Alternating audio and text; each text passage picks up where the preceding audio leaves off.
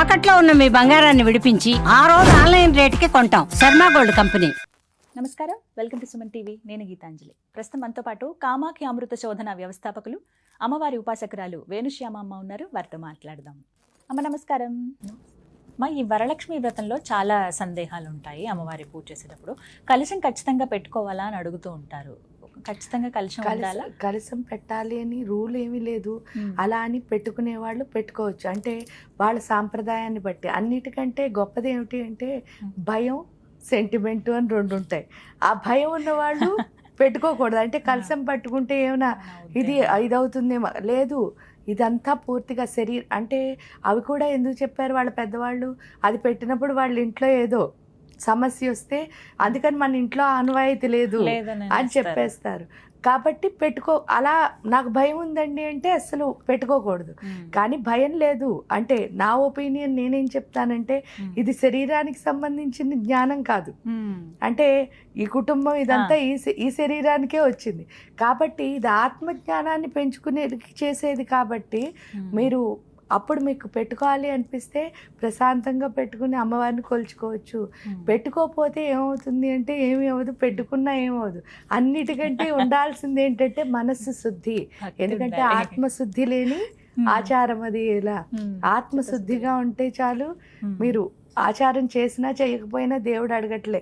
ఇవన్నీ మనం చేస్తున్న మన తృప్తి కోసం తప్పితే దేవుడికి మనం చేసేది ఏమీ కాదు. ఇది మనం సంస్కరించుకోవడానికి చేస్తున్నది. కాబట్టి మీకు ఎలా అనిపిస్తే ప్రశాంతంగా అలా చేయాలి పూజ. అంతేకాని భయపడుతూ పూజ ఎప్పుడు ఎందుకు చేయకూడదు అంటే ఈ మంత్రాల్లో ఒక లక్షణం ఉంటుంది. మనం ఏ శక్తితో చేస్తామో అది పెరుగుతుంది. అంటే ఇప్పుడు భయపడుతూ చేస్తున్నాం, మనలో భయం పెరిగిపోతుంది కదా. అందుకని చెప్పేసి అంటే అది పోవాలి అంటే కూడా మళ్ళీ సాధన చెయ్యాలి. ఈ భయం వల్ల వాళ్ళు సాధన ఏం చేస్తారు, మానేస్తారు. కాబట్టి ఫస్ట్ ఏంటి అంటే ప్రశాంతంగా చేయడం ద్వారా ఎప్పుడైతే ఆ భయం పూర్తిగా పోతుందో అప్పుడు హ్యాపీగా మీరు కలసం పెట్టుకుని చేసుకోవచ్చు. ఫోటో ఎలాంటిది పెట్టుకోవాలమ్మా అది వ్రతం చేసుకునేటప్పుడు? లక్ష్మీ అమ్మవారు కొంచెం చూసుకున్నప్పుడు కన్ను ముక్కు సరిగ్గా ఉండి మంచిగా అనిపించిన ఫోటో. ఎందుకంటే మీరు వెళ్ళినప్పుడు మీకే అనిపిస్తుంది, మీ మనసుకి ఒకటేదో అక్కడ నచ్చుతుంది. ఆ నచ్చింది తెచ్చుకుని పెట్టుకుంటే సరిపోతుంది. అది ఒక సంవత్సరం తెచ్చుకుంటే చాలు, దాన్ని అలా కంటిన్యూ చేయొచ్చు కూడా. ఇది చాలా మంది అడుగుతుంటారమ్మా, గత సంవత్సరం పెట్టిన ఆ ఫోటోను నేను మళ్ళీ పెట్టుకోవచ్చు, లేకపోతే పూజా మందిరంలో నిత్యం పూజ చేసే లక్ష్మీవారి ఫోటో పెట్టుకోవచ్చు, హ్యాపీగా పెట్టుకోవచ్చు. మీ దగ్గర లక్ష్మీదేవి చిన్న విగ్రహాలు ఉన్నా కూడా పెట్టుకోవచ్చు. చిన్న కొంతమంది రూపులాగా తెచ్చుకుంటారు, అదే లక్ష్మిగా పూజ చేసుకుంటారు. కొంతమంది ఆ కలశానికి చేస్తారు, అంటే వాళ్ళ శక్తి వాళ్ళ ఆనవాయితీ బట్టి. అలాగే ఇంకొకటి ఏంటంటే ఈ రోజుల్లో చూస్తున్నాం కదమ్మా, చాలా ఆర్భాటంగా వైభవంగా చేసుకుంటున్నారు. చూడడానికి చాలా చక్కగా ఉంది. కొంతమంది ఏంటంటే ఇలా చేస్తేనే లక్ష్మీ అమ్మవారి వ్రతం, వరలక్ష్మి వ్రతం అన్నట్టుగా అయిపోతుంది. మీరు కూడా గమనిస్తూ ఉండొచ్చు. పెద్ద పెద్ద విగ్రహాల్లాగా తీసుకొచ్చి పెడుతూ ఉన్నారు. కొన్ని ఏంటంటే దూది వాటితో తయారు చేసినటువంటి అమ్మవారి రూపాలు తీసుకొచ్చి పెడుతూ ఉన్నారు. అష్టలక్ష్ములని అందరు లక్ష్మీదేవుల్ని పెడుతూ ఉన్నారు. ఇలా అసలు చెయ్యొచ్చు అమ్మ? అసలు మనకి ఆర్భాటం అంటే కూడా ఇప్పుడు వాళ్ళ శక్తి కొలిది వాళ్ళు చేశారు. అమ్మ ఇప్పుడు మన శక్తి కొద్దీ మనం చేయాలి అంతే తప్ప వాళ్ళు చేశారు కాబట్టి అలా చేస్తేనే లక్ష్మి వస్తుంది అని కాదు. నేను ఎలా చేసినా సరే ఆర్భాటం కంటే ఇష్టం ఆత్మసమర్పణ. కరెక్టే కదా, అవునా?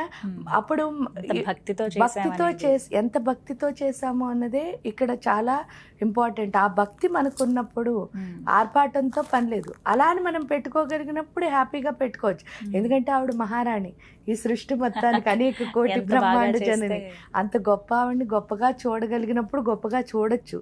కానీ ఏ గొప్పగా చూసినా ఏ చిన్నగా చూసినా అన్నిటికంటే ముఖ్యం ఏమిటి అంటే మన భక్తే.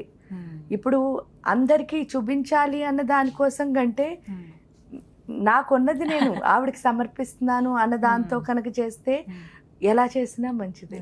మనం బయట లేకపోతే ఎక్కడ ఎలా ఉన్నా అమ్మ ముందైతే ఆవిడకి తెలుసుగా, తెలియంది ఉంటుంది. అందరూ నిజమే అమ్మ. ఇంకా కొన్ని సందేహాలు ఏంటంటే ఏ రంగు అమ్మవారికి చాలా ప్రీతి, ఏ రంగు చీర అమ్మవారికి సమర్పించాలి అని అడుగుతూ ఉంటారు. ఏ రంగు వస్త్రం మేము కట్టుకుని పూజలో కూర్చోవాలి అని చెప్పి అడుగుతూ ఉంటారు. అలా రంగుతో అసలు పని లేదు నిజంగా చెప్తే. కానీ లక్ష్మీదేవి అంటే పచ్చని పైరుకి సంకేతం. ఎందుకు ఆవిడ రాణి కదా, అంటే విష్ణుమూర్తి స్థితికారకుడు భార్య కాబట్టి ఈ సృష్టి అంతటిని ఆవిడే పరిపాలించి పైడి పంటలతో పచ్చగా ఉంచుతుంది కాబట్టి ఆకుపచ్చ బాగుంటుంది. అలా అని అదే కట్టుకుని కూర్చోవాలని రూల్ ఏమీ లేదు. మన దగ్గర ఏది ఉంటే అది కట్టుకోవచ్చు. ఆకుపచ్చ శ్రేష్టము. ఎందుకు అనంటే పచ్చదనానికి సంకేతం కాబట్టి. అది ముఖ్యంగా ఏదైనా పర్వాలేదు, సమర్పించేటప్పుడు ఆకుపచ్చ ఉండేలా చూసుకోవాలంట. అలాగే కలశం మీద పెడుతూ ఉంటారు కదా మరి రవిక, అవి తర్వాత ఉపయోగించవచ్చా, తర్వాత కుట్టించుకోవచ్చా బ్లౌజ్ లాగా? బ్లౌజ్ లా కుట్టించుకోవచ్చు. అలా కాకపోతే హాయిగా బీరువాలో కూడా పెట్టుకోవచ్చు. చాలా మందికి ఇదొక సందేహం, మళ్ళీ వాడచ్చో లేదో అసలు అని చెప్పి. ఎందుకంటే మనం పూజ చేసుకుంటాం కాబట్టి వాడుకోవచ్చు, కుట్టించుకుని కూడా వాడుకోవచ్చు. ఎందుకంటే అది అమ్మే కదా. ఒకటి ఆలోచించండి, అమ్మ దగ్గర నుంచి మన దగ్గర ఇప్పుడు సపోజ్ ఇప్పుడు గుడికి ఏదో వెళ్ళాం, అప్పుడు వాళ్ళు శేషవస్త్రం అని మనకి ఇస్తారు, మరి అది మనం కట్టుకుంటున్నాం కదా. నిజమే, ఇది కూడా ఇది కూడా అంతే. ఏదైనా పూజ చేసామంటే ఖచ్చితంగా అమ్మ రూపంగానే, ఆ రూపానికి మనం సమర్పించింది అది మనం తీసుకున్నామంటే అమ్మ మనకి ఇచ్చినట్టే కదా. అలాగే వ్రతం చేసుకున్నాక తాంబూలాలు ఇస్తూ ఉంటారమ్మా వాయినంగా. ఇంతమంది మహిళని పిలుస్తుంటారు, ఎంతమందికి అలా వాయినం ఇవ్వాలి అంటే? ఇక్కడ ఏముంటుందంటే వ్రతంలో ఫస్ట్ సంవత్సరం చేసుకుంటే 5 మందికి అని ఇస్తారు. ఆ తర్వాత అలా ఒక్కొక్క సంవత్సరం 5 చొప్పున పెంచుకుంటూ 5వ సంవత్సరం వచ్చేసరికి 25 మంది. అసలు ఇది చేయడానికి కూడా కారణం ఏమిటి అంటే 5 సంవత్సరాలు ఈ స్త్రీ కిందాకనే చెప్పాం కదా, బ్యాలెన్స్ చాలా అవసరం అని. ఆ బ్యాలెన్స్ రావాలి అంటే పంచకోశాలు అని ఉంటాయి. పంచకోశాంతర స్థిత అని అంటారు కదా అమ్మవారిని. ఈ పంచకోశాలు దాటడమే ఈ 5 సంవత్సరాలు. అంటే ఒక్కొక్క సంవత్సరంలో ఒక్కొక్కటి లెర్న్ చేస్తాం అన్నమాట. అంటే మనం విద్య ఏది చేసినా, అంటే ఈ పూజ ఏది చేసినా అక్కడి నుంచి మనం నేర్చుకోవడానికి చేస్తున్నదే, కోరికల కోసం చేయటంలే. అదేంటంటే రాను రాను రాను ఏమైంది అంటే మనం పూజ అన్నది కోరికకి ముడిపెట్టేసాం. అసలు పూజ అన్నది కోరిక కోసం చేయట్లేదు, మనని మనం ఉద్ధరించుకోవడానికి చేస్తున్నాం. ఈ సృష్టిలో ఎవరిని ఉద్ధరించడానికి కూడా కాదు, నన్ను నేను ఉద్ధరించుకోవడానికి చేసేదే పూజ. అప్పుడు 5 సంవత్సరాలు కదా. ఫస్ట్ ఇయర్ లో ఏంటి అన్నమయ్య కోసం, 2వ ఇయర్ వచ్చేసరికి ఏంటవుతుంది ప్రాణమయ కోసం, 3వ ఇయర్ మనోమయ కోసం, 4వ ఇయర్ జ్ఞానమయ కోసం. మీరు కూడా చూస్తే లైఫ్ స్టైల్లో ఫస్ట్ సంవత్సరంలో అన్ని ఇంబ్యాలెన్స్లే, వీళ్ళతో పడదు వాళ్ళతో ఎందుకు పడదు అంటే చిన్నప్పుడంతా ఇంట్లో ఎవరు అంటే ఆడపిల్లలు పుట్టారు అంటే లక్ష్మి పుట్టింది అని చెప్పేసి ఒక నానుడు ఉంటుంది. అందువల్ల ఏంటి అంటే ఆ లక్ష్మి ఏం చేస్తే అదే రైటు, అందరూ వాళ్ళ మాట వింటూ ఉంటారు. దాంతో మొండితనం అన్నది వచ్చేస్తుంది. సడన్ గా షిఫ్ట్ అయ్యేసరికి ఏమిటవుతుంది అంటే ఇక్కడ ఎవరు మాట వినరు, రివర్స్ అవుతుంది. రివర్స్ అయ్యేసరికి మనకి ఎప్పటి వరకు వినడం అలవాటు అయిపోయింది కదా, అంటే చెప్పడం అలవాటు అయిపోయింది, ఇప్పుడు వినాల్సి వస్తుంది కదా. అప్పుడు ఇంబ్యాలెన్స్ అవ్వడం వల్లే కొంచెం డిస్టర్బెన్స్ ఫస్ట్ ఇయర్ అంతా. అది పోవాలి కాబట్టే ఈ వ్రతం ద్వారా ఏంటి అంటే ఇక్కడికి నేను వచ్చాను కదా, నేను అన్నది వదిలేయాలి. ఎందుకు అంటే ఇప్పుడు మీరు మీ ఇంట్లో ఉన్న అందరికీ అన్నీ చేసిన తర్వాత మిమ్మల్ని మీరు చూసుకోవాలి. అవును, వాళ్ళని పట్టించుకోవాలి కదా. పట్టించుకోవడం అంటే వాళ్ళకి వంట చేసి పెట్టాలి, వాళ్ళు తిన్నాక మీరు అంటే అవన్నీ నేర్పుతున్నారు. ఈ వ్రతం ఎలా ఉపయోగపడుతుంది అని అంటే ఇక్కడ మీరు చేస్తున్న మంత్రశక్తి అక్కడ వచ్చే వాటి నుంచి ఎమోషనల్గా ఇంబ్యాలెన్స్ అవ్వకుండా వాళ్ళు ఎందుకు చెప్తున్నారు అని అర్థం చేసుకునే స్థితి. అది ఎందుకో చెప్తాను. ఇప్పుడు అంటే ఇద్దరు ఒక ఫ్రెండ్స్ భార్యాభర్తలో లేకపోతే తల్లి కూతుళ్ళో ఎవరైనా ఒక ఫ్యామిలీ అని ఉన్నప్పుడు ఇద్దరికి ఒక చిన్న ఏదో సంఘటన జరిగి మనస్పర్ధలు వచ్చాయి. మనస్పర్ధలు వచ్చిన తర్వాతను వాళ్ళిద్దరు కూర్చుని మాట్లాడుకున్నారు అనుకోండి, కొంతసేపు తర్వాత అంటే ఆ కోపంలో ఇద్దరు మాట్లాడుకున్న ఉపయోగం ఏమి ఉండదు. కానీ ఆ తర్వాత కూల్ అయిన తర్వాత ఇద్దరు కూర్చుని మాట్లాడుకున్నారు అనుకో, మాట్లాడుకున్న తర్వాత నేను ఇందుకు చేశాను నువ్వు ఇందుకు చేసావు అని మన ఇద్దరు ఎక్స్చేంజ్ చేసుకున్న తర్వాత మళ్ళీ ఎప్పుడైనా మన ఇద్దరి మధ్యలో ఇలాంటి మనస్పర్ధే రాబోయింది వచ్చినప్పుడు ఆ రోజు ఇలా చెప్పారు కదా అని ఇద్దరం థింక్ చేసే అవకాశం ఉంటుంది. కానీ అదే మన ఇద్దరం మాట్లాడుకోలేదనుకోండి, అయిపోయిన తర్వాత ఏంటి వాళ్ళది ఏంటి గొప్ప నాదేంటి గొప్ప అని ఈగోకి పోయామనుకో, అప్పుడు ఏమవుతుంది ఇది మళ్ళీ ఇంకో గొడవ వచ్చేసరికి దీంతో పాటు అది కలిసిపోతుంది. అంటే ఇంకొంచెం పెద్దది చివరికి అది అగాధం అయిపోతుంది. అలా అవ్వకుండా ఉండాలి అంటే ఎప్పటికప్పుడు మనం ఏం చేయాలి, శుద్ధి చేసుకుంటూ ఉండాలి. ఇక్కడ అందుకే అన్నమయ్య కోసం అంటే ఏంటి, నేను అన్నది వదిలే, ఫస్ట్. నేను అన్నది ఎందుకంటే ఇక్కడికి వచ్చింది ఎందుకు, నువ్వు తల్లి ఎప్పుడు బిడ్డల్ని చూస్తుంది తప్ప తన్ని తను చూసుకోదు. అంటే ఈ ఇల్లు నాది అనే స్థితి మనకి రావాలి. ఆ స్థితి వచ్చే స్థితి కోసమే ఫస్ట్ ఇయర్లో ఎప్పుడైతే ఈ వ్రతం చేస్తున్నారో ఆ మంత్రశక్తి వల్ల ఆత్మశక్తి అన్నది పెరిగి, అందులో చెప్పి కథలు కూడా మీకు అలాగే ఉంటాయి. ఆత్మశక్తి ఎప్పుడైతే పెరిగిందో ఏమవుతుంది అంటే వచ్చి ఇంబ్యాలెన్స్ ప్రతి దాన్ని ఆలోచించే స్థితి. దానికి కూడా ఏం చెప్పకలే, మీకు ఆకలేస్తుంది అనుకోండి, ఎవరైనా వచ్చి చిన్న మాట అన్నారు అనుకోండి, వెంటనే ఏమొచ్చేస్తుంది, కోపం వస్తుంది. అదే మీరు ఫుల్గా తిని కూర్చున్నారు అనుకోండి, ఎవరైనా వచ్చి ఏమైనా అన్నా ఇట్స్ ఓకేలే, అంటే మనలో శక్తి ఉంటే ఒకలా ఉన్నాం, శక్తి లేకపోతే ఒకలా ఉన్నాం. అందుకని ఆ శక్తిని ఇవ్వడం కోసమే ఈ వ్రతాలు నోములు పెట్టారు వాళ్ళు. స్త్రీకి చాలా అవసరం శక్తి. ఎందుకు అవసరం అంటే ఇంట్లో వచ్చే ప్రతి దాన్ని సాల్వ్ చేసి కనెక్ట్ చేయగలిగిన శక్తి స్త్రీ. ఎందువల్ల ఆవిడే వాయుతత్వం, పైగా షేరింగ్ ఎనర్జీ. ఒకళ్ళ నుంచి ఇప్పుడు వాళ్ళిద్దరూ డిస్టర్బెన్స్గా ఉన్నా ఈవిడ మధ్యలో కూర్చొని కలపాలి. అవును, ఇవన్నీ రావాలి అంటే ఫస్ట్ మైండ్ స్ట్రాంగ్గా ఉండాల్సిందే. స్ట్రాంగ్గా ఉండాలి అంటే ఆత్మశక్తి ఉండాలి. అందుకని చెప్పి అది మంత్రం ద్వారా మాత్రమే వస్తుంది. అందుకే ఒక్కొక్క సంవత్సరంలో ఒక్కొక్క బ్యాలెన్స్ నేర్చుకుని ఫైనల్గా ఏంటి అంటే రెండో చోటుకు వచ్చేసరికి ఏమవుతుంది, ప్రాణమయ కోసం. ఎందుకు పిల్లలు వస్తారు రెండో సంవత్సరం వచ్చేసరికి, పిల్లలు వచ్చేసరికి ఏమవుతుంది అంటే వాళ్ళని చూడాలంటే శక్తి చాలా అవసరం. అవును, వాళ్ళు పరిగెడుతూ ఉంటారు మనకున్న పనులతో పాటు. అంటే ఇంతకుముందు 1 year క్రితం ఏంటి అంటే మీ పని ఒక్కటే మీరు చేస్తారు, ఈ పిల్లల పని అంటే చాలా ఎక్కువ. అంటే ఈ పిల్లలు సాకడం ఏదైనా ఆ పని ఎలా అంటే కొంచెం శక్తి అవసరం, దాన్ని పెంచుకోవడం రెండోది.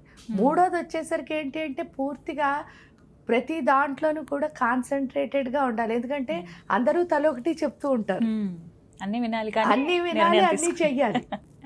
కరెక్ట్. అప్పుడు నేను మర్చిపోయాను అని చెప్పడానికి ఉండదు అసలు. ఆ ఇల్లు ఎదగాలంటే అప్పుడు మనోమయ కోసం అంటే పూర్తిగా ఫోకసివ్గా ఉండాలి. అది వస్తుంది 3వ సంవత్సరంలో. 4వ సంవత్సరం వచ్చేసరికి అంటే పూర్తిగా జ్ఞానం అర్థమైపోతుంది. నేను ఎలా ఉండాలి, వీళ్ళనందరినీ ఎలా ఒక తాటి మీదకి తీసుకురావాలి, హ్యాండిల్ చేసే విధానం కానివ్వండి, అన్నిట్లో నాలెడ్జ్ వస్తుంది. 5వ సంవత్సరం వచ్చేసరికి ఏమవుతుంది అంటే అందరితో హ్యాపీగా ఎలా ఉండాలో తెలుసుకుంటారు. చివరిగా అందుకే 5 సంవత్సరాలను పెట్టింది అందుకనే ఈ విధంగా. ఇలా 5 ఏళ్ళు అనేది మంగళగౌరి వ్రతమైన అంతే, వరలక్ష్మి వ్రతమైన అంతేనమ్మా.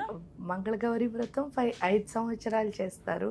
ఎందుకంటే పార్వతీదేవి పంచకోశాలు దాటిస్తానని చెప్పడానికే ఆవిడ ఏం చేశారు అంటే, శివయ్య మీరు చూస్తే ఆయన కోసం తపస్సు చేస్తారు. సతీదేవి అయిపోయిన తర్వాత హిమవంతుడికి పుట్టిన తర్వాత అమ్మ ఈ లోపల ఈయన ఏం చేస్తున్నారు, తపస్సు చేసుకుంటూ ఉండిపోతారు ఆవిడ వెళ్ళిపోగానే.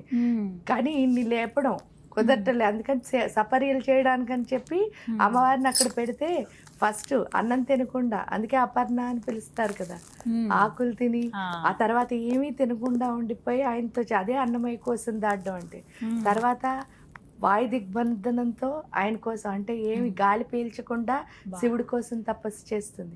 3వ స్థితి వచ్చేసరికి పూర్తిగా ఆయన మీదే ధ్యాస పెట్టి చేస్తుంది. 4వది వచ్చేసరికి ఒక బ్రాహ్మణుడు వచ్చి శివుడు అసలు బూడిద రాసుకుంటాడు, వాడిని పెళ్లి చేసుకోవడం ఏమిటి, నేను చూడు ఎలా ఉన్నానో, నా దగ్గరికి రా, నేను మంచిగా చూసుకుంటాను, నువ్వు రాజు కూతురు, ఇవన్నీ చెప్తే ఆవిడ శివుడి గురించి చెప్పిందే జ్ఞానం. శివుడు అంటే ఏంటో నీకు తెలుసా అని చెప్పి ఆయన గురించి చెప్పిన దాన్ని జ్ఞానం అంటారు. ఆ తర్వాత వాళ్ళిద్దరూ కలవడమే ఆనందం. అందుకని పార్వతీదేవే మన పంచకోశాలు దాటిస్తుంది. అందుకని గౌరీ వ్రతం చేయడమే 5 సంవత్సరాలు. ఇంకా వరలక్ష్మి వ్రతం ఎందుకు అంటే, వరలక్ష్మి వ్రతం మనలో ఉన్న ఒక్కొక్క అబద్ధాన్ని వదిలించుకుని నిజం వైపు వెళ్ళడమే వరలక్ష్మి వ్రతం అంటే. అందుకే మీరు చూస్తే అందులో తోరం కడతారు. అవునమ్మా, ఆ తోరానికి 9 ముడులు ఉంటాయి. నవమగ్రంథి పూజ అని కూడా చేస్తాం. అది మన చేతికి కట్టిస్తారు. కట్టించినప్పుడు అక్కడ మంత్రం చెప్తున్నారు. ఏమని అంటే అది కుడి చేతికి కట్టుకుంటారు మీరు చూస్తే, దక్షిణ హస్తే అని చెప్పి. ఎందుకు అని అంటే ఇక్కడ ఈ 9 గ్రంథులు అంటే చూడండి, 9 గ్రంథులు ఏవో లేవు, 9 రంధ్రాలే. ఈ 9 రంధ్రాల్లో ఆ లక్ష్మి యొక్క శక్తిని మనం పెట్టుకుంటేనే ఎప్పుడూ ఆనందంగా ఉంటాయి. అంటే మన లోపాలు పోవాలి కాబట్టి మన లోపాలు ఎప్పటి వరకు ఉంటాయంటే అలా కంటిన్యూ అంటే ఒకటి అంతే తీస్తే కదా, ఇంకోటి ఇంకోటి వస్తూ ఉంటుంది. అంటే వస్తూనే ఒక్కొక్కటి నేర్చుకోవడమే కదా. అందుకని లక్ష్మీ వ్రతాన్ని జీవితాంతం చేయిస్తారు.